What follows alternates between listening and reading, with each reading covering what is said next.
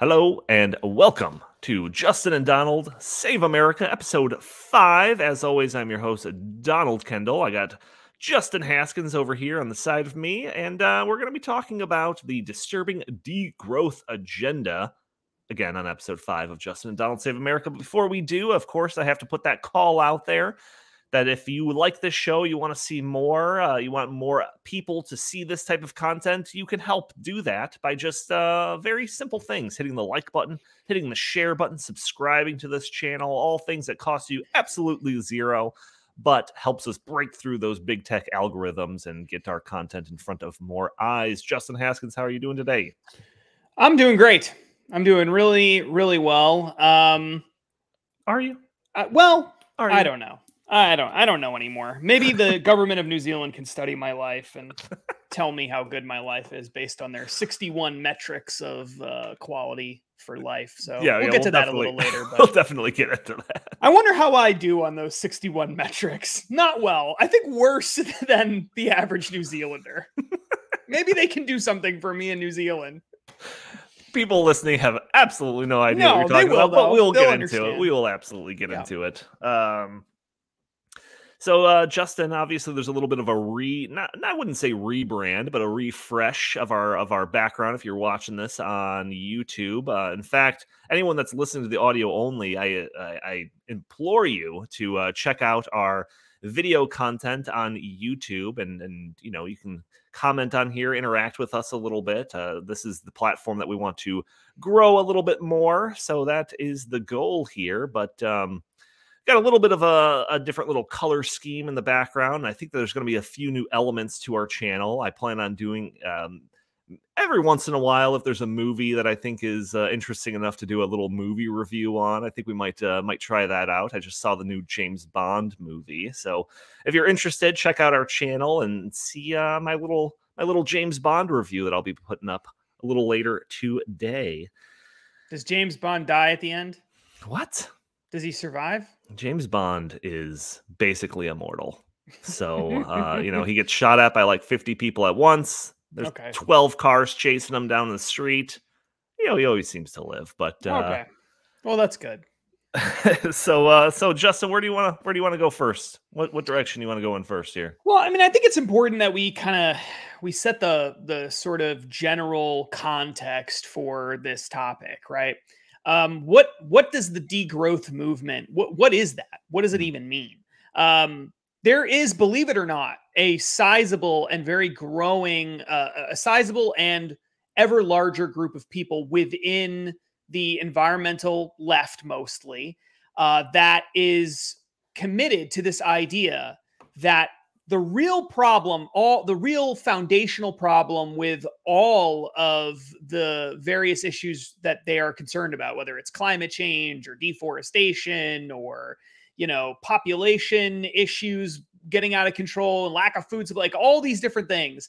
The real issue is that human beings are living basically above their means. We should all be concerned about scaling back, reducing our quality of life, and having stronger commitments to basically less wealth.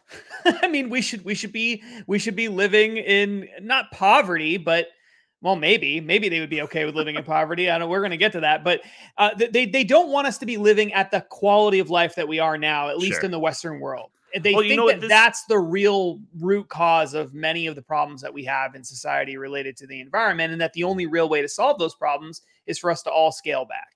Yeah, I mean, this was a thing that, I mean, I probably would say that people on our side accuse your average kind of lefty environmentalists of them holding these worldviews, but it was right up front decades ago. Like they weren't trying to mask it. This was just like their standard flag that they were waving. Like your average environmentalists, you know, their biggest concern was that we're all going to be living in one giant landfill if we continue on this pace over the next X amount of years. Surely by 2021, they would have said that we would have been all in a landfill by now.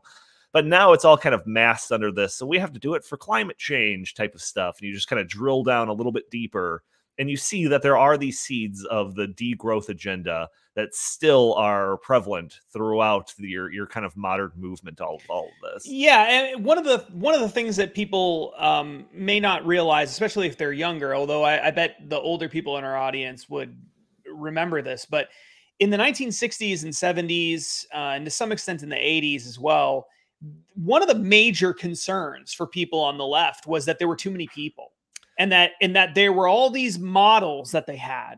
Does this sound familiar at all? They had all of these models that predicted out of control population growth, and basically that there were going to be so many people in the future, and relative to the amount of resources that we could produce, that people would basically be starving to death, and that we couldn't feed everybody, that there just literally was no way that we could feed people. And so people were going to die from just starvation. There would be wars over lack of resources and all of this stuff.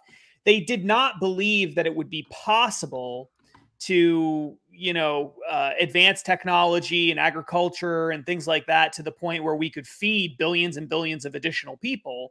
And now we've, of course, done that, and all those predictions are wrong, and the models were wrong, and people actually didn't reproduce at the rates that they thought, and there were a lot of things that they got wrong there.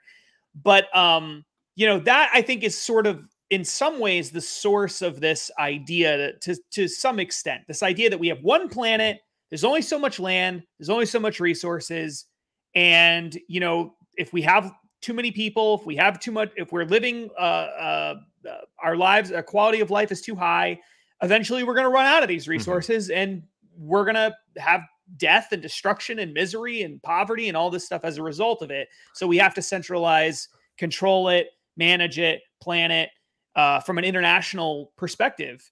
Sure. Otherwise, we're not going to be able to survive. So that's the kind of the context of this. Yeah, I mean, I pulled up the population bomb. Yeah. Paul Ehrlich.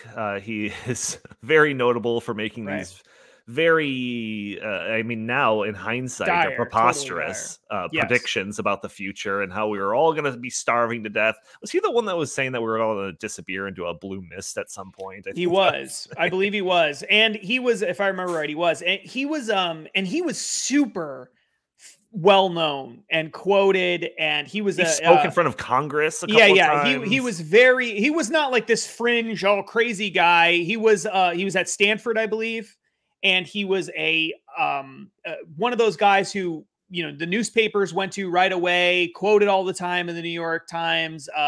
He was a big deal, and the left used a lot of his work and predictions and scary prognostications of the future to say, if we don't, crack down on consumption and do all these different crazy plans to make sure that, we're not consuming too much food and we're not having too many children and blah, blah, blah, blah, blah. If we don't do all that stuff, then these predictions that this Paul Ehrlich are telling us are going to come true are going to be super dire.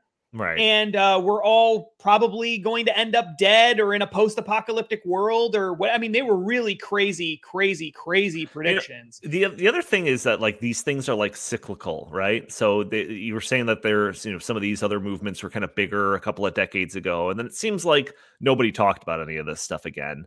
And now it seems like, and we're going to talk about it. It seems like it's kind of boiling up again. There was a book, I think it was a Stephen King book I was reading. And it was written by him in the early 80s. And one of the characters in a flashback was wearing a population zero pin.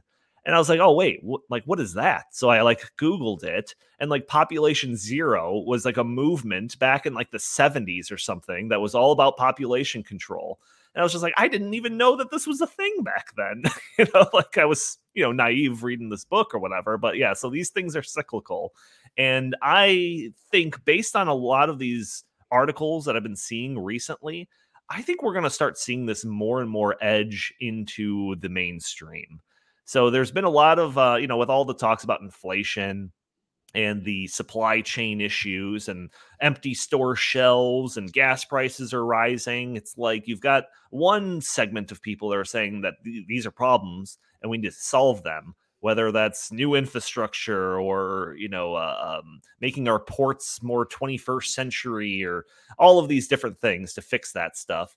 You've got another wing of people that are just No, this is the new normal. You just have to live with it. You just have to deal with the inflation. You just have to deal with the less options of stuff on the shelves.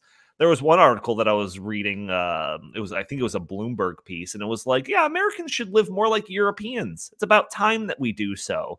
And to me, this is like, I don't know if this is a coping mechanism or it's just slightly pushing that Overton window towards, no, you know what? Maybe we should pursue a degrowth agenda. Just live with less and deal with it. Yeah. What do you think? Well, I think that in the long run, the plan, at least for the environmentalists, I don't know about other people, but on the left, I think there's a lot of different motivations for various groups on the left. You can't just say, well, they all have one motivation. There's lots of different motivations. And we could talk about the schizophrenia of the left sometime because it is a very interesting topic. But the environmentalists, I think, have always known that the end game to all of this inevitably has to be degrowth of some kind, whether that's population or consumption or both or whatever. There has to be some kind of degrowth, that they really truly believe this. Because again, resources are finite. And so they would argue inevitably we're going to run out of resources. So we have to figure this out now, is one argument. The other thing is that because they believe that climate change is going to kill us all, it depends on who you talk to, how long we have before we all die, but somewhat soon relative to the creation my guess of is humanity. In 7 years. I base that off of the great AOC. I mean, it could be anywhere from, we're all going to die from climate change if we don't do anything. Many of these people on the left believe this. And so we have polls that show that. Right. So if you believe this, then you have to do some kind of degrowth in order to stop it. At least that's what the people in the environmental left actually believe. Now, there are lots of politicians who will say, oh, no, we don't need to do that. We can have everything you have now, just run on windmills and solar panels. But as we've talked about before, as we'll talk about in the future, obviously that's not possible. So the people in the environmental left know that, I think. I think they really, truly know that. But they also know they can't just come out and say, you know what, everybody? Stop having as many kids. Let's have worse lifestyles. Let's live like Europeans. Yeah. And they're getting to the point where they feel more comfortable saying that stuff, but they've thought this for 50 years at least. And they have just now started to talk about it more openly on an organizational level, because I think they know a lot of Americans don't want to hear this. And so there's a strategy to all of this stuff, I think. Yeah, so there's a couple of things I want to comment on there. The one big one is just the concept of the politicians, right? Because there's no universe where Joe Biden is going to get up on stage during his State of the Union or something like that and be like, we all have to learn to live with less. Because of the imperatives. Well, I don't know. Who knows what he'll do? Well, that's true. He slips into one of his moments where he doesn't remember what his name is or what century it is. He could say anything. Right, but he's never going to say, because of climate change, we have to pursue net zero. And Probably that not. means us having to learn to live with less. No, probably not. No. He constantly will say, and politicians of his ilk will always go up there on the campaign stump or whatever and talk about how, yeah, we can pursue net zero, have zero emissions, transform our entire energy sector to wind and solar and just renewable. And guess what? We're all going to be better off because we're all going to have JOBS. Right. BS being the key word there, but we're all gonna live better. Even that we're doing this, and then the people on the other, that are kind of in that same side of the aisle, but further to the left, they acknowledge that that's impossible and that we're not going to do that. That hasn't gotten down to the mainstream yet. The mainstream people, your average voter, hasn't heard that reality of the situation. They just constantly say, are hearing the message that like, oh yeah, everything will be great. Well, all the coal miners and everyone working at natural gas plants will just have nice cushy jobs at the solar factory. Right. That's the message that they're trying to push forward. Yeah, I agree with that. And I think that, why the reason they don't want to say it is because people don't want to do that. No, and that's actually the other thing I was going to bring up. There was an article that I was reading. I forget which one it was, but there was an article I was reading that was talking about like a debate. There was a debate with you probably have heard about this, with like Ronald Reagan. I think it was like him versus like, I don't know, Jimmy Carter, if that makes sense. And like his opponent said, yeah, you know, like with the energy crisis stuff that's going on, maybe we just turn the heat down in the winter and just like put on an extra sweater when you're at home. And the Reagan campaign made hay out of that. And they're like, that's your solution? Have people wear more sweaters? And it like, it helped Reagan's campaign and like wrecked his opponent's campaign. Right. And that's, I mean, Americans don't want to live with less. That's the thing. Most Americans don't. And the environmental left, it makes sense to them because they believe in these catastrophic predictions of the future and everything else. And so it makes perfect sense to them. But most people do not accept the idea that we are headed for a total catastrophe. They just don't believe it. They don't believe it. They don't act like it. They don't live it. They might think that we have environmental challenges. They might think that there might be problems related to climate change in the future or whatever. But does the average American believe we're all going to be dead within the next 100 to 200 years? No. Does the average American believe that, you know, they are willing to sacrifice their quality of life to reduce global temperatures by 1/100th of a, you know, of a degree or something? I mean, or 1/10 of a degree or a full degree? Like, no, the answer is no, not even a full degree would they do that. And we, by the way, have no chance of actually achieving that. Right. Because it doesn't matter what we do in the United States. If you have China and places like that and India continuing to create coal power plants and stuff, even if you believe CO2 is the primary driver of climate change, it doesn't matter if those countries are producing significantly more CO2 to offset whatever cuts we make here. So again, it's like the average American doesn't buy it, and these people know it. Mm-hmm. So they rarely have actually gone out on a limb and said what they really believe. But every once in a while, you get glimpses of it. You get people who are either really stupid or really bold or something who come out and say combination of both, who say, you know what we need to do? We need to cancel Christmas to, you know, save the planet. Like, there will be people who will come out and say that. And then everybody kind of looks at them like, you're a moron. Like, I'm not doing that. Get out of here, Uncle Ted. Yeah, exactly. Like, go back to Vermont. So, I mean, this is, but I think it's important for us to talk about it. And I think it's really important to emphasize it because we're not really doing it justice just to say, well, they're saying we should cut back. It's not cut back like, you know, recycle your plastic bags and, you know, turn the lights off when you're not in the room. Like, that's not what we're talking about. Right. We're talking about they want extreme cutbacks. They want to change fundamentally the way we live our lives on a daily basis. They want radical changes. And that's not my interpretation of what they're asking for. They're the ones saying that that is necessary in order to save all of us from catastrophe. Yeah, so that's why we're talking about it, because there is this, it's crazy. And yet nobody talks about it. And instead, the media has a tendency to paint everybody on the left concerned about the environment as these great people who are well-meaning and reasonable and science-based, when in reality, there's a large segment of them, not all of them, of course, but a large segment of them that are like nuts. They're nuts. And nobody would actually go along with them if they knew what they were really calling for. And so that's why we wanted to talk about it, because the media isn't doing it. Well, one of our favorite documentaries, Justin and I's, is Planet of the Humans. It is produced by Michael Moore, directed by Jeff Gibbs. I think he's the narrator of it too. And we love it so much because the entire thing is just talking from a lefty's perspective, an environmentalist concerned about the state of the world because of climate change's perspective, talking about how wind and solar is terrible and how it wouldn't be able to achieve any of the things that the proponents of these things are suggesting that it would. And then in the last like 10 minutes of this documentary, like the veil is dropped a little bit, and they not fully, just a little bit, because they start tiptoeing around the idea of population control. And the idea is that there's just too many humans and that we're all consuming too much stuff. So they don't go super far into it, Surely if there was a sequel, they would. But like, to me, like, that degrowth agenda was kind of hidden behind that reality that we don't have a savior in wind and solar that's going to save us from this climate catastrophe that's happening.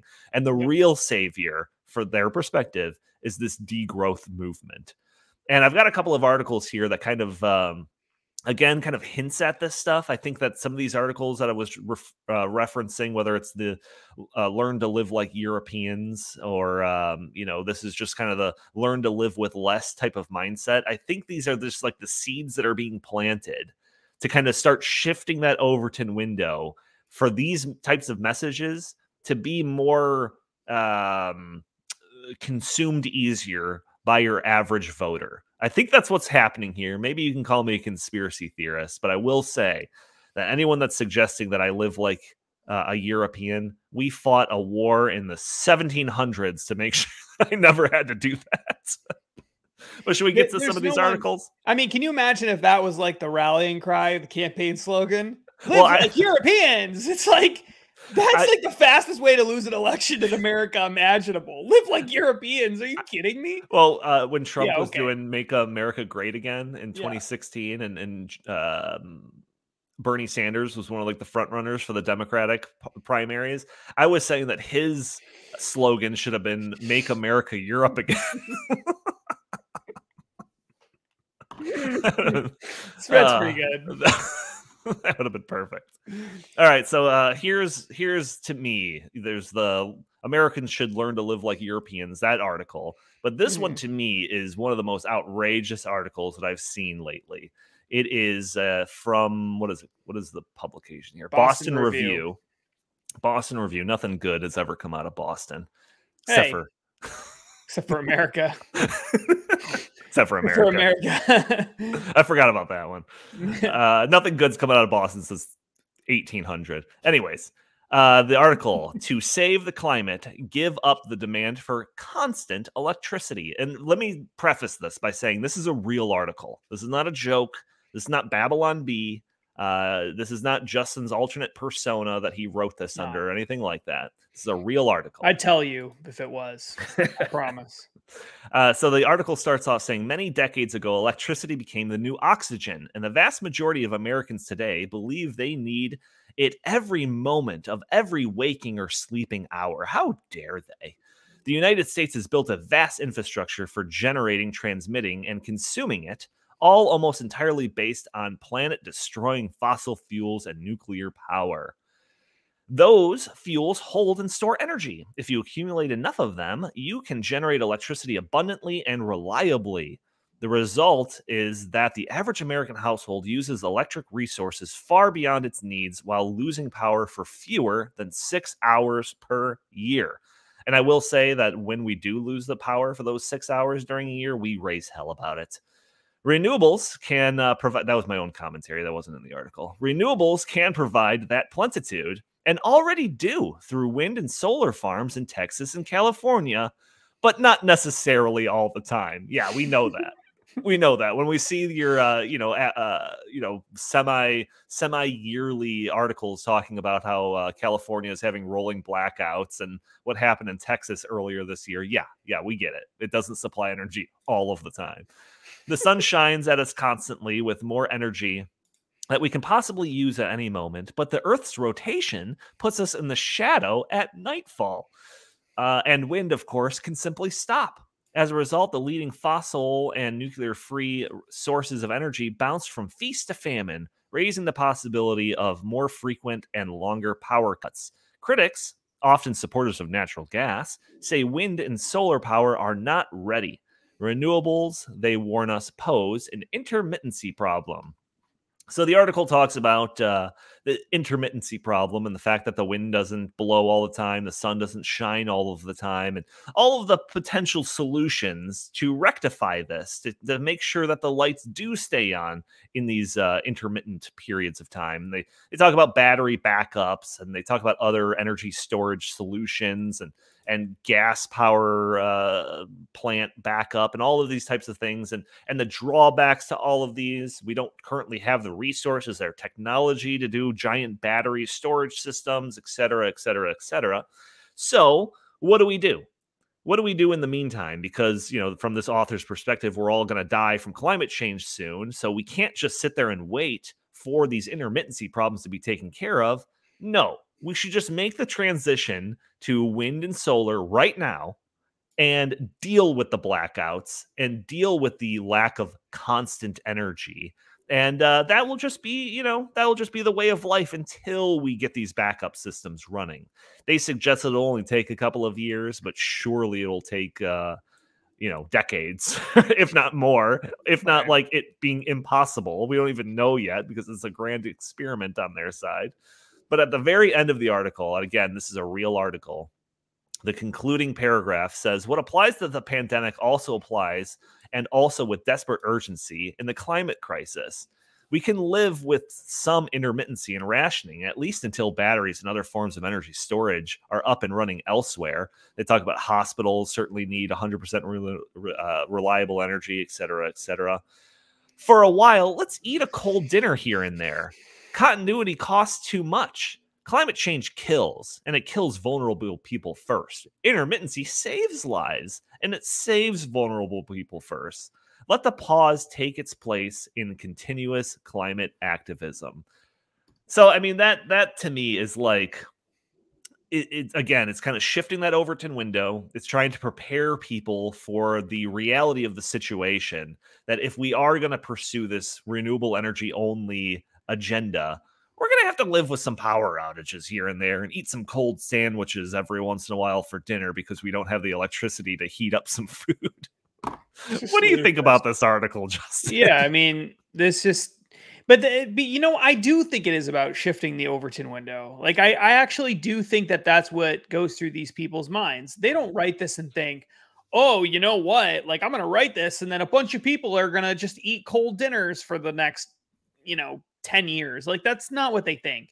What they think, though, is that it's part of a larger movement to try to shift the narrative to what is possible, what is feasible to change in terms of changing society.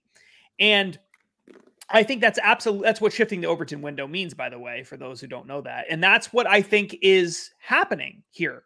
It's part of a larger group of a larger effort to try to get people to start thinking that this is actually not that crazy of a thing. Yes. It actually is something that maybe we should do. I don't know. Maybe it does make sense. Especially when you're looking down the barrel of a gun that is climate change. These are the things that we'll just have to do. Right. And the thing that the best sort of modern example of this is the anti-meat climate movement. Okay. This was like such a ridiculous concept. Now, I'm not in any way bashing people who are, vegetarians for like moral reasons. If you don't want to eat meat because you don't like the idea of killing animals, like that's not what we're talking about right now. There is a whole segment of people who believe that you should stop eating meat purely because eating meat is contributing to a climate change catastrophe. And these people have existed for a while. But they've never actually said, you know what, people should stop eating meat because it's bad for the climate, because people think that's insane to say that. But within the past few years, people have started saying this out loud, saying, you know what, yeah, we really should cut back on meat. And we've alluded to this on the show before, I believe. Certainly, if you've been following us since our over on Stopping Socialism TV, we've talked about this before, and in the tank for the Heartland Institute, there was this incredible town hall about climate change that was held during the Democratic Party's presidential primaries in when was that? Was it 2020? It was either 2019 probably is when it actually happened. 2019, 2020, somewhere in that range. It was before Joe Biden was the nominee. And it was this ridiculous event where they spent hours and hours and hours of this climate change town hall. All the candidates got up there, and remember, there were millions of them. Okay. Just they were coming out of the woodwork. They were like they were like janitors at the convention center who were like nominating themselves to be president. That's right. And at that event, that was one of the topics that came up was, should we stop eating meat? And there were actual Democratic Party candidates Yes. saying, yep, we probably should. And Kamala Harris, our current vice president, who was not a popular candidate at the time, was one of the people. And so you pulled up this article. If you're watching on YouTube, you can see it, the Fox News article, where she says, Kamala Harris said she would support eating less meat if elected president. This was, I believe, part of the town hall. Yeah. If I remember the exchange, it was like a 7-hour thing, and they took questions from the audience. And this is the same event where Bernie Sanders, like, kind of suggested that we should take some population control measures into place or into consideration. Yep. And if I recall correctly, somebody talked about someone in the audience, question to Kamala Harris, said, like, yeah, we know that meat production and all of this contributes all the CO2 and whatever, global warming, blah, blah, blah. Like, should we reduce this? And I think she either the questioner or Kamala Harris said that they would consider revising the pyramid guidelines, or your eating guidelines that the government has in place, to de-emphasize meat consumption. Yeah, like the food pyramid, to de-emphasize meat consumption, not because of any health reasons, but because of climate change. Right. So yeah, we have somebody, like you said, who is basically one lack of breath away from becoming president of the United States, that said during the primaries that she would be in favor of the government taking actions to de-emphasize meat consumption. Right. Because of climate change. Because of climate change. And so the reason we're bringing this, the reason I brought this up was this is part of this whole movement of, like, starting to normalize ideas that historically have been viewed as completely batcrap crazy. And it's like, you know what? No, actually, we shouldn't be eating hamburgers. We shouldn't. We should stop eating hamburgers. Oh God, that was the one where this is the line, right? Wasn't that this is the time where she had the line? Where she's like, I like hamburgers as much as the next person. I eat a hamburger from time to time. She does that terrible cackling laugh. Right, exactly. And that was all part of this, where it's trying to normalize these ideas that really aren't normal, at least not for your average person. Well, not for your average person, not in the history of human civilization. I mean, these are not normal ideas. We've always eaten meat. That's something human beings have always done. And so the idea to normalize that in order to fight climate change, again, not for moral reasons, but to say we're all going to die if we don't stop eating meat, like, that's the kind of stuff. It's all part of this movement of this whole degrowth thing. Well, it starts off with, let's just stop eating meat. We don't need to do that. Save the planet from climate change. Then it's, well, you don't need to eat hot meals. Like, let's have cold meals instead. Right.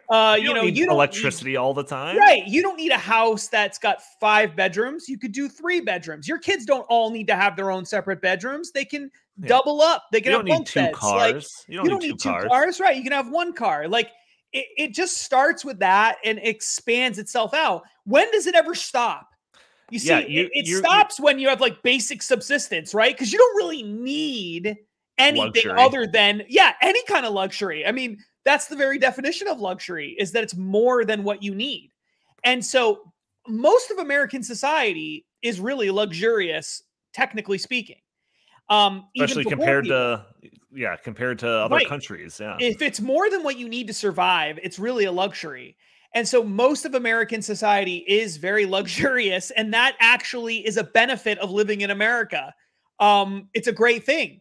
And the people in the environmental left don't think it's a great thing, because they see all of that and they think you are contributing to climate change, you're contributing to the destruction of the planet, you're cutting down unnecessary trees, you're doing all these horrible things.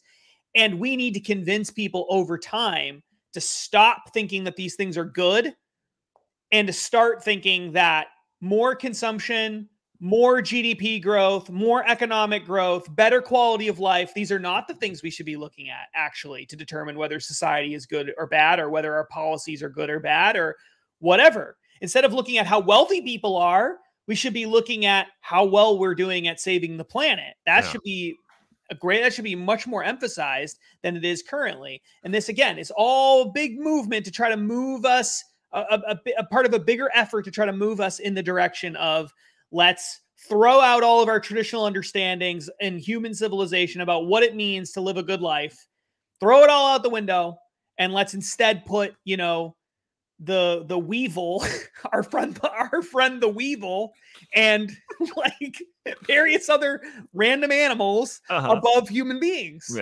Let's emphasize saving the trees over, helping XYZ person get a job down the street. Like, that's not as important as saving the trees. Like, this is the kind of things that they truly do believe. Well, I just want to comment on this thing one more time. So it wasn't a viewer's question. It was CNN's Aaron Burnett, apparently, that asked, would you support changing dietary guidelines, the food pyramid, to reduce red meat specifically? And Camilla Harris said, yes, I would. So, like, I don't even know if the government should be in the position of setting what our dietary guidelines are or anything. But like, if you're just looking at it from just like a purely just like, what does the human body need ideally to function at an ideal level, right? Like, that's what the food pyramid breakdown is supposed to be, right? And it's like, you don't take anything else into consideration. Like, that's it. It's just, what does the body need ideally?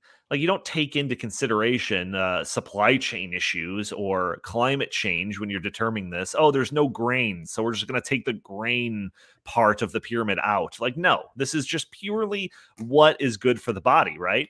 So it's like, if you're going to filter in all of these other considerations, then like, wouldn't we get to a point where poison is on there? Because like, you're not going to lower your footprint any better than just like dying. So it's just like, it's just ridiculous that they would try to complicate this stuff with anything outside of what the body ideally needs. But that's just a whole other tangent. But so the degrowth movement, let's just move on straight to that. So I found a couple of articles about the degrowth movement. One of them was actually from Vox, which is very lefty, very, very lefty.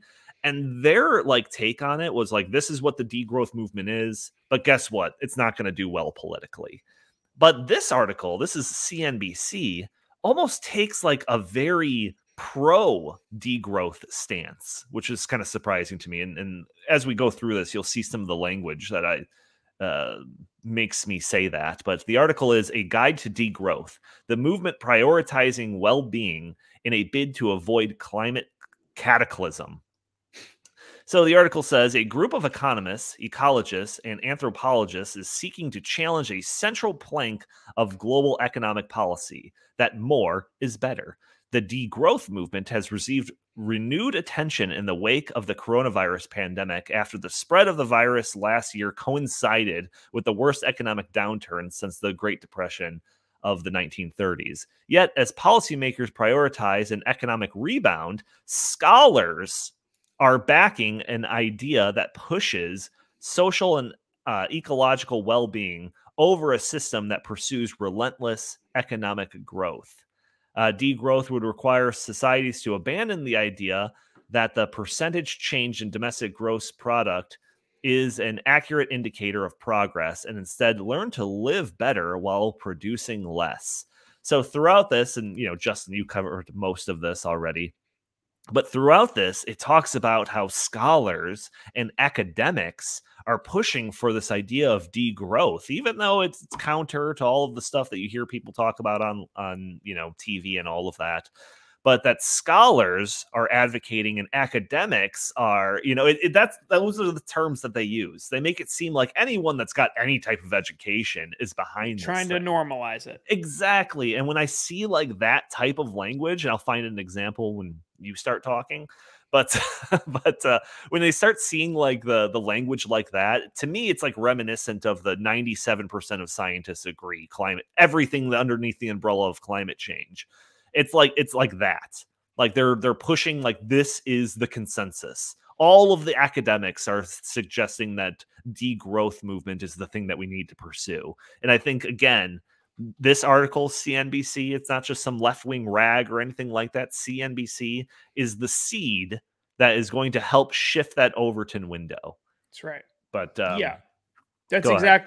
that's exactly right. I mean, that's what this is all about. This is about moving this whole thing forward so that people start to it's normalized. The idea of living with less, the idea of saying, I don't care what the economic growth is. The GDP is up. I don't care. That doesn't matter to me anymore. I don't care about that.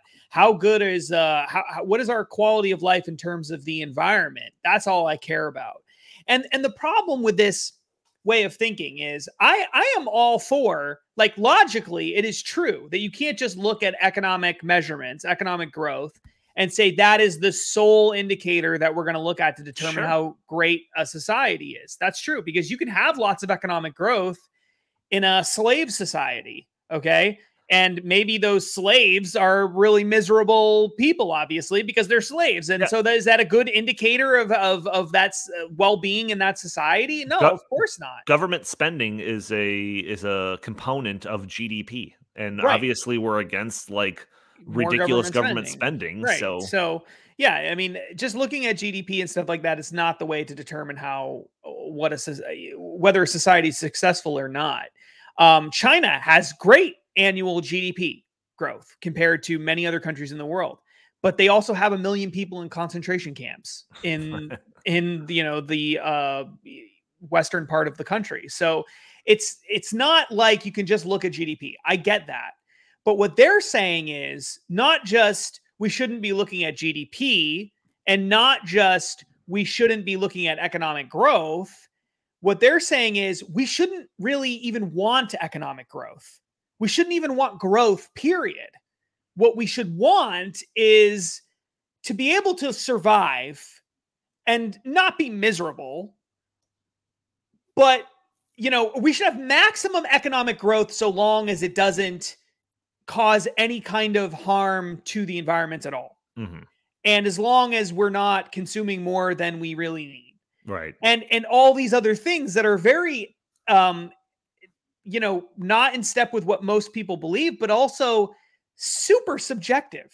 Mm-hmm. Because what is it what makes me happy in my life doesn't necessarily make some hippie who lives in a soybean commune in upstate New York happy. You know what? I was thinking about this recently because there was a Boba Fett like documentary thing on Disney Plus, and one of the components of this little documentary is this guy's got this giant collection of Star Wars stuff. It's like Obi-Wan Ranch, and he's just got like just shelves full of Star Wars stuff, and like that's what makes this guy happy, surrounding himself with all of the Star Wars stuff. Surely there's somebody on the other side of that spectrum that is just as happy living in a micro home with no personal belongings because he just wants to get on his bike and ride around the forest preserve all day or something like that. So it's like, how do you quantify those two people in the same system of determining, what's good for society? Now, what a person on the left would say is, well,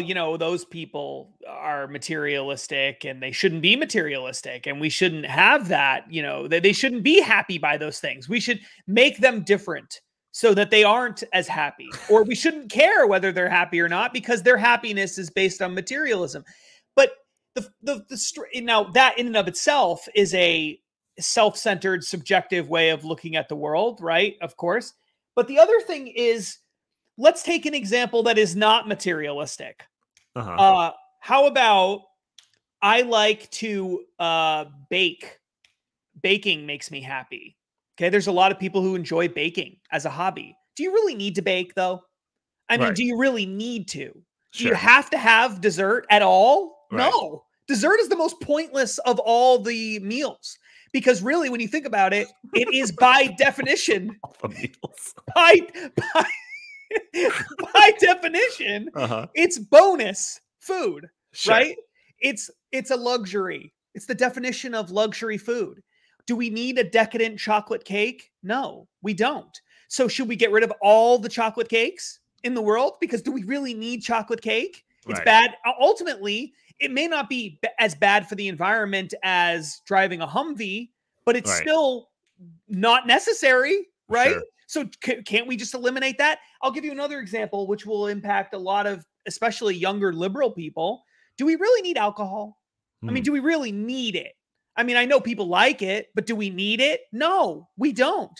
In fact, you could argue it's a net societal harm to have alcohol consumption, because you know what? I'll hit one closer to home for some of these liberals that you're talking about.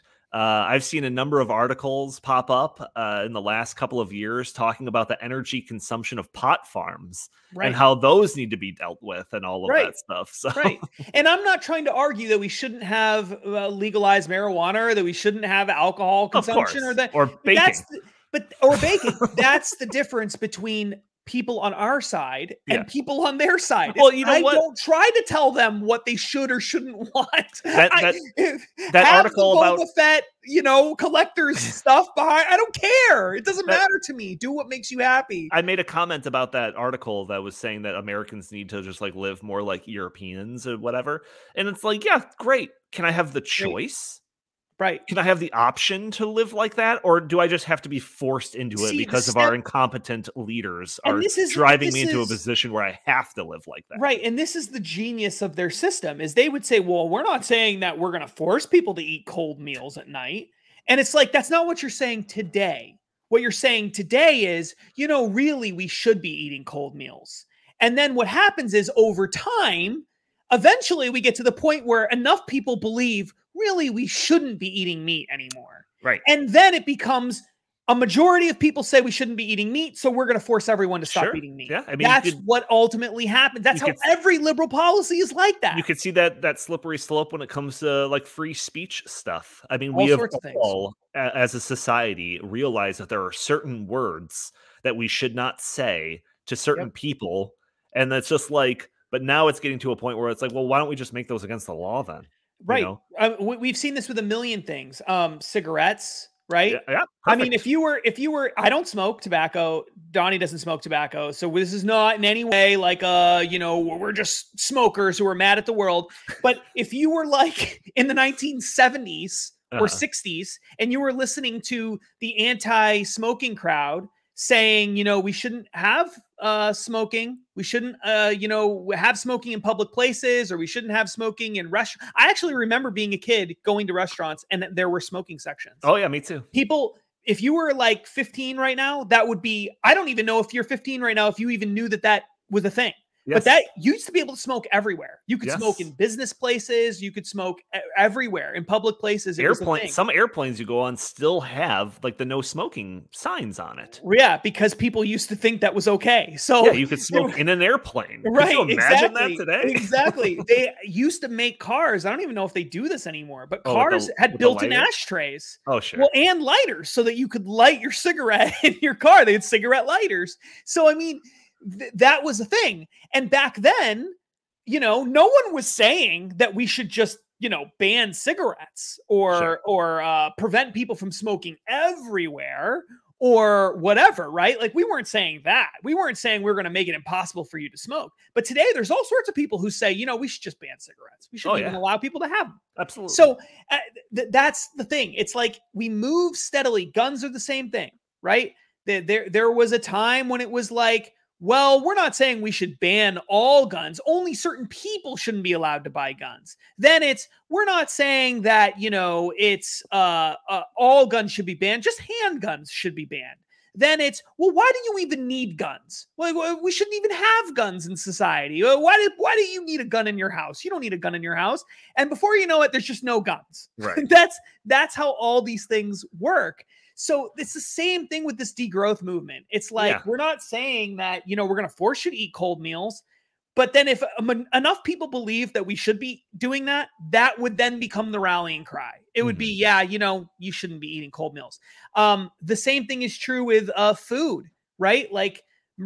There are places that don't let you buy supersized soft drinks.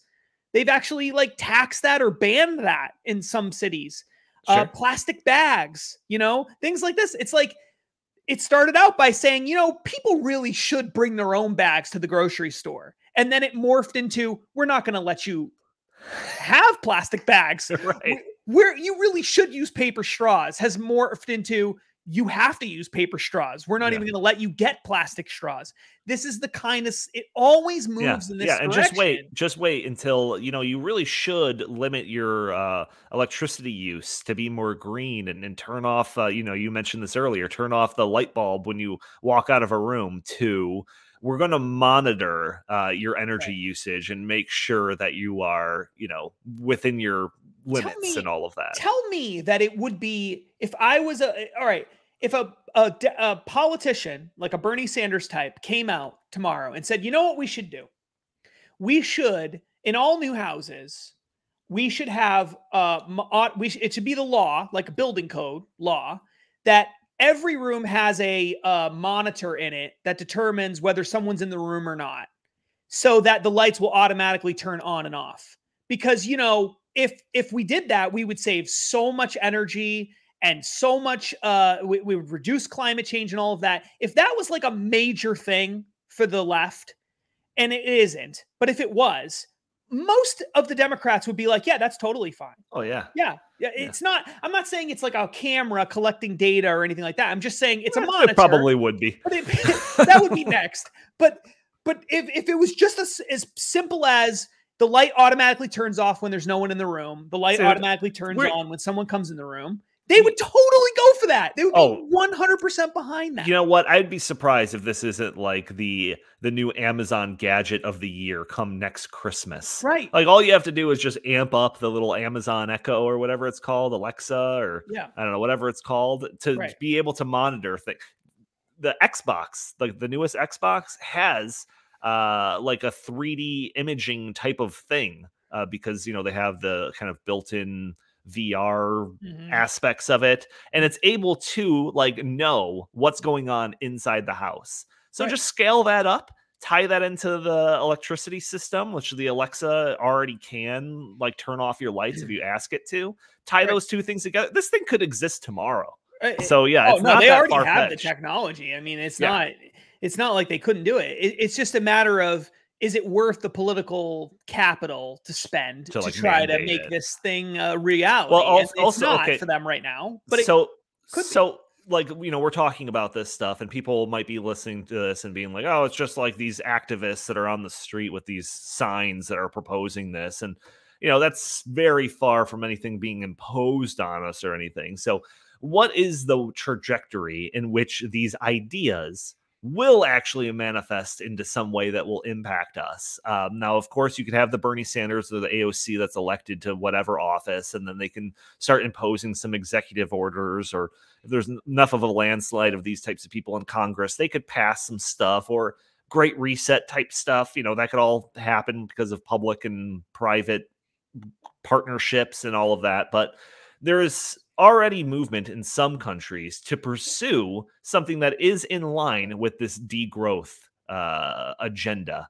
So at the bottom of this article, the CNBC article, they talk about some of the countries that are already kind of actively pursuing this. It says the government leaders of Iceland, Scotland, and New Zealand have all publicly pledged to prioritize well-being in future instead of just solely focusing on economic growth. So, I was just kind of Googling around to see what some of these examples are, if this was overstated or understated. And I checked out New Zealand, and New Zealand has unveiled its first well-being budget. So this budget has less to do with making sure that we have economic growth or anything like that. And instead, it needs to shift to making sure that everyone in the country is happy. So it de-emphasizes the purely economic growth and making sure that we just have everyone that is just happy. So there is some interesting stuff in here. So I got that article. This is actually from the World Economic Forum, which is pretty interesting that they're talking about this. You would expect them to. It's a little on the nose. But I found this article from Vox. Forget GDP. New Zealand is prioritizing gross national well-being. So the article starts off, we usually think of the country's wealth or capital in terms of its financial bottom line. It's its domestic gross product. But New Zealand challenged the world to assess it in terms of a very different commodity as the country releases its first ever well-being budget on May 30th. I think this was a couple of years ago. Yeah, 2019. To Prime Minister Jacinda Ardern. I am so bad at pronouncing names. The purpose of of government spending is to ensure citizens' health and life satisfaction, and that not wealth or economic growth is the metric by which the country's progress should be measured. GDP alone, she said, does not guarantee improvement to our living standards, and nor does it take into account who benefits and who is left out. So it says to measure progress towards these goals, New Zealand will use 61 indicators tracking everything from loneliness to trust in government institution alongside more traditional issues like water quality. So isn't that perfect? We have the government of New Zealand that instead of, seeing that our production is up and we're actually producing more things and our people are able to buy more things or anything like that and have more luxury in their life. No, we're going to make sure that we're tracking loneliness as a metric in our government calculations. Yeah. So this is already happening. And to suggest that like this, which is happening in New Zealand, won't ever come across into the United States is delusional. So the thing is, in a way, I don't really have a problem with them wanting to look at other measures to determine how happy people are. The thing that bothers me is that I know the purpose of this is to determine policy that will shape this, right? Sure. So it's not like some university that's like, oh, we're going to do a study to see how happy people are. And we're going to look at a bunch of different metrics. The purpose of the government doing this is to craft policies that are meant to fix these problems. Sure. So that's where I don't want the government making a policy that's designed to make me feel less lonely. That's really creepy and weird. And what would that policy look like? Like they're going to redistribute friends because some people don't have as many friends as other people? Like, is that the plan? Especially in these COVID years where everyone's having to self-quarantine and all of that. Like, I bet loneliness is off the scale. In this country. Well, and that's what I mean, right? So when we actually start looking at these kinds of things, what is the role of government? Okay, I know that's like a very foundational question, but that really is the part of this. That's the issue. No, is that's the role of very government important. Yeah, is the role of government to fix every problem I have in my life? To fix your loneliness. That's the underlying assumption of this. Wait, I've got some of the other metrics, by the way. Yeah, let's pull them up. Let's look at some of the other metrics. They said 61 metrics. So this is from the New Zealand Treasury. It's talking about the Wellbeing budget. So here's some of the things. Voter turnout, trust in government institutions, perceived corruption. I love that one. Perceived corruption, not corruption. Because there is no real corruption. It's all just perceived. The ability to express your identity. So now the government is in the game of making sure that you have an increased ability to express your identity. Not to make sure that there's not invading armies or the fact that you might be like starving to death. Surely there's a metric for that too. But they're also going to be paying attention to your ability to express your identity. Air quality, water quality, swimmability is underneath water quality, which I what? Mental health, life expectancy. A lot of these, you could like, all right, I'll give some of these a pass, but there's other ones that are just like, I don't know, leisure and personal care, a sense of purpose in one's life. Again, the government is now, because of this well-being thing, which again, the intentions of this, I won't apply any nefarious intentions or anything like this, but just on its face, now the government is in the business of making sure that you have a better sense of purpose in your life. Like that's the world that we're living in here. General life satisfaction is the one right above it. I mean, it's just what does that even mean? Loneliness. I mean, how satisfied are you with your life? Like, let's have a department that's designed to make people feel more satisfied with their sense of belonging. Right, exactly. And that's the kind of stuff where it's like the part of it that bothers me again is not that people are interested in how people feel about things. If this was a university conducting this study, there wouldn't be anything weird about this at all. Sure. The problem with it is when the people making the policies view their role as, I want to make sure that everyone in this country of New Zealand has a sense of belonging. And I want everyone in this country to have a swimming pool, so that they can have swimmable water near Yeah. them. And I want everyone to make sure that they have good general life satisfaction and a good sense of purpose. It's like, that's not your role. No. Like, that's the role of people to make those decisions for themselves Right. and not have government involved in that at all. And the other thing is, and this is where it gets really bad, is let's say government tries to do this kind of stuff and they are not good at it. Right? Because they're not good at anything. Right. So it wouldn't shock me if they were bad at this too. What, especially because it's so subjective, it's basically impossible for them to ever achieve any of these things. So, well, then at what point do they start saying, you know what? We have this goal of making, X% of the population say that they have a good satisfaction in life. And it hasn't really worked out, right? So at what point do the bureaucrats say, the problem isn't us. The problem is you. Yeah.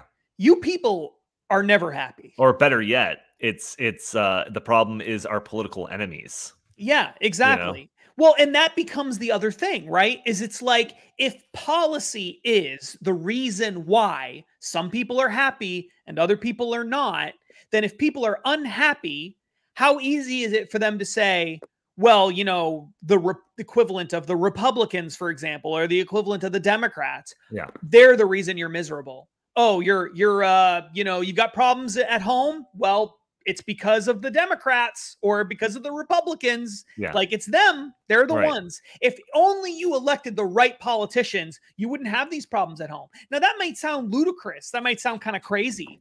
But they already do this with stuff that they really have nothing to do with. I mean, already, right? We already see this kind of thing happening where you have a pandemic starts, for example, and immediately it's like Donald Trump's fault that there's a pandemic. Sure. As if Donald Trump could somehow have stopped the pandemic from happening. Or if we had just had a different president, then that school shooting would never have occurred. And it's like, based on what? Like, we do this already where whatever goes well or poorly in society is the problem of whoever is in charge right now, always. Sure. Right. We already do that. So if we expand out what we're looking at so that it's not just the GDP and unemployment and supply chain problems, but it's your general life satisfaction, then it's like, oh my God, everything now is a political question. Every problem in your life is a political question that needs to be solved by the government. That is so fundamentally in opposition to just reality. But also, it puts government in this position in society where it really has no business of being in this position. Their goal should not be to improve my sense of purpose.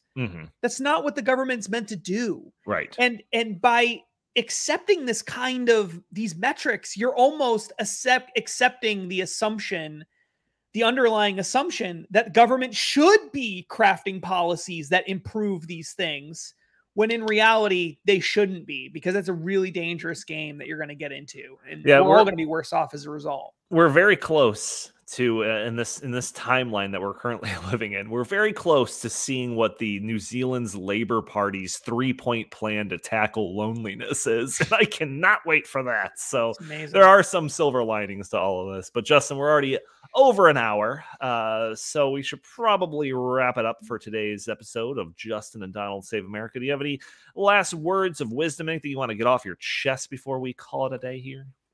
I'm good. Okay. All right. You're good. I'm very satisfied, you might say. General life satisfaction is pretty high right now. All right. Do you have a general sense of purpose in your life right now, or could that be better? For the next 30 seconds or so while the show is going, but then after the show's over, it's just plummets. Plummets. All right. Well, thank you all for tuning in to this episode of Justin and Donald Save America. If you like our show, please subscribe, write a review for us on iTunes or anything like that. That'd be greatly appreciated. Join us on YouTube. We really want to kind of bolster this audience for the visual components of all of this and be able to interact with you more. So we really encourage you to check out and subscribe to our YouTube channel. If you like this content, you want to see more, you can see more stuff like this by going to stoppingsocialism.com. A lot of great articles there. We also have Stopping Socialism channels across the internet on various social medias, whether it's Facebook, Instagram, Twitter. I think we have a Parler account. So you can find our content everywhere if you look hard enough. Justin, where can the fine people find you? At Justin T. Haskins on Facebook and Socialist Twitter and Getter and Parler and all the rest. All right, fantastic. Thank you all for tuning in, and we will talk to you next week.